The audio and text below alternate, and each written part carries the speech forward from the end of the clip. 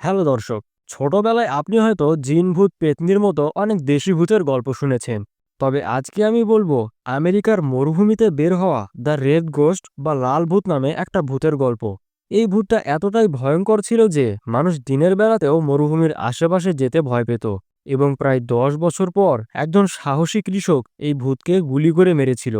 এসব শুনে হয়তো আপনার মনে হচ্ছে যে সব বানানো গল্প, কিন্তু এটা একটা সত্য ঘটনা। এবং আমি এই ভিডিওতে বলবো কে ছিল সেই লাল ভূত আর তার শেষ পরিণতি ঠিক কি হয়েছিল। তো ভিডিও শুরু করা যাক। আমি রিহাব, আর আপনি দেখছেন কাগজের গল্প। কাগজের গল্প। সাল 1983। আমেরিকার অ্যারিজোনা প্রদেশের ইগল ক্রিক নামের একটা মরুভূমির মধ্যে ছোট্ট একটা গ্রাম ছিল। ওই গ্রামে স্যারা এবং এলিজাবেথ নামে দুই বোন তাদের দুই স্বামী ও বাচ্চাদের নিয়ে থাকত। একদিন বিকেলবেলা স্যারা আর তার বোন এলিজাবেথ বাড়ির পাশে কুয়ো থেকে পানি তুলছিল।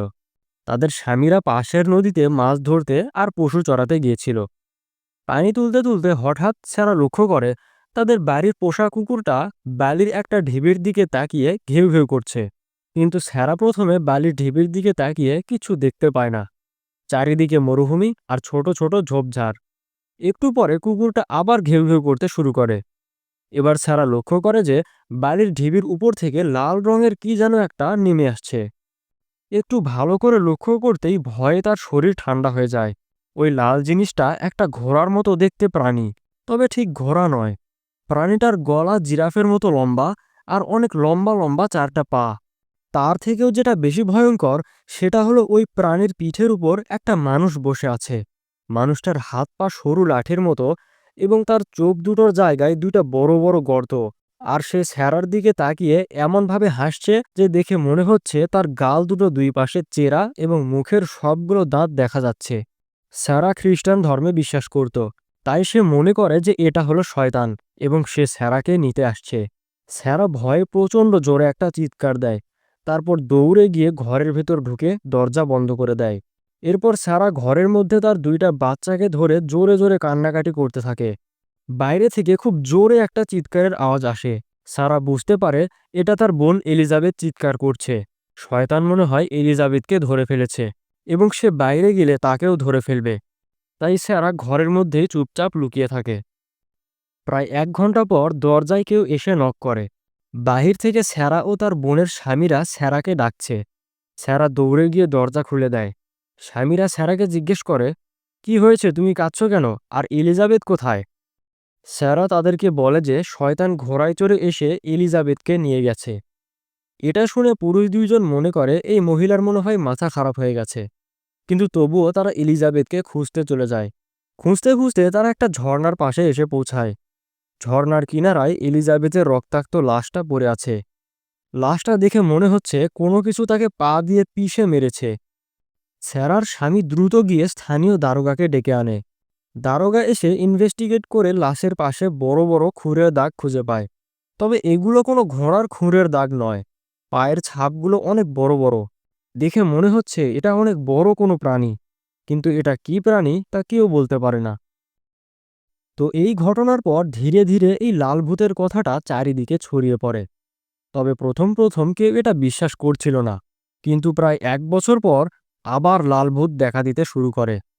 অনেক সময় রাতের বেলা ঘুমন্ত ক্যাম্পারদের উপর সে আক্রমণ করত এবং তাদের তাঁবুগুলো পা দিয়ে পিষে ভেঙে ফেলত। প্রায় কিছুদিন পর পরই কেউ না কেউ এই লাল ভূতকে দেখতে পেত এবং তার চেহারাটা দেখতে এতটাই ভয়ঙ্কর ছিল যে সবাই দৌড়ে পালিয়ে যেত। এই ভূতকে সবাই দ্য রেড গোস্ট বা লাল ভূত নাম দিয়েছিল। এবং কেউ লাল ভূতের ভয়ে একা একা মরুভূমিতে যাওয়ার সাহস করত না। কিন্তু ওই গ্রামে একজন ঘাড় তেরা স্বভাবের কৃষক ছিল। আমাদের বন্ধুদের মধ্যে এমন অনেকেই থাকে যারা জিন ভূতকে দেখতে চায়। এই কৃষকটাও ছিল অনেকটা সেরকম। একদিন এই কৃষক তার ঘরের মধ্যে বসেছিল। হঠাৎ সে জানালা দিয়ে বাইরে তাকিয়ে দেখে লাল ভূত তার বাড়ির আঙিনায় দাঁড়িয়ে আছে। এটা দেখে এই কৃষক ভয় পাওয়া তো দূরের কথা, বরং ঘর থেকে তার শটগানটা বের করে আনে। এরপর দরজা খুলে বাইরে গিয়ে লাল ভূতকে তাক করে ঠাস ঠাস করে পরপর কয়েকটা গুলি করে। একটু পরে ঠায় দাঁড়িয়ে থাকা লম্বা লাল ভূত ধপাস করে মাটিতে পড়ে মারা যায়। এবার কৃষক ধীরে ধীরে এটার কাছে গিয়ে দেখার চেষ্টা করে যে জিনিসটা আসলে কি। কাছে গিয়ে সে যা দেখে তা দেখে তার চোখ কপালে উঠে যায় এবং লাল ভূতের আসল রহস্য বেরিয়ে আসে। এই লাল ভুট্টা হলো আসলে দুইটা আলাদা আলাদা প্রাণী দিয়ে তৈরি। প্রথমত ঘোড়ার মতো যে লম্বা প্রাণীটা ছিল সেটা হলো আসলে একটা লালচে রঙের উট।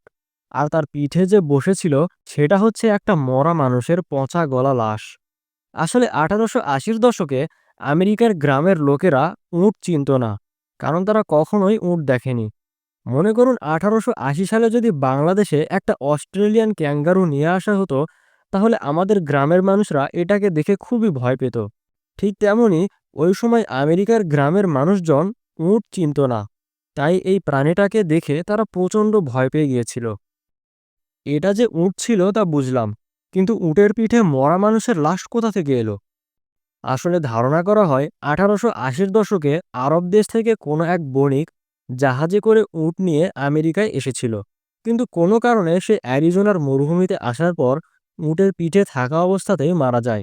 লোকটা এমনভাবে বসেছিল যে মরার পরেও তার ডেড বডিটা উটের পিঠে সোজা হয়ে বসেছিল। আর উটটা এই লাশকে পিঠে নিয়ে একা একা প্রায় 10 বছর ধরে অ্যারিজোনার মরুভূমির মধ্যে ঘুরছিল। মানুষের লাশটা মরুভূমির শুষ্ক বাতাসের কারণে খুব ধীরে ধীরে পচছিল এবং একটা ভয়ঙ্কর হাসির মতো চেহারা ধারণ করেছিল। তো এটাই ছিল সে রেড গোস্ট যাকে প্রায় 10 বছর পর একজন সাহসী কৃষক গুলি করে মেরেছিল। তবে উটের পিঠে ওই মরা মানুষটা কে ছিল তার কোনো পরিচয় পাওয়া যায়নি। এই গল্প থেকে আমরা একটা জিনিস শিখতে পারি, সেটা হলো জীবনে যে কোনো ভয়ঙ্কর মুহূর্ততেই ওই কৃষকের মতো সাহস দেখাতে হবে।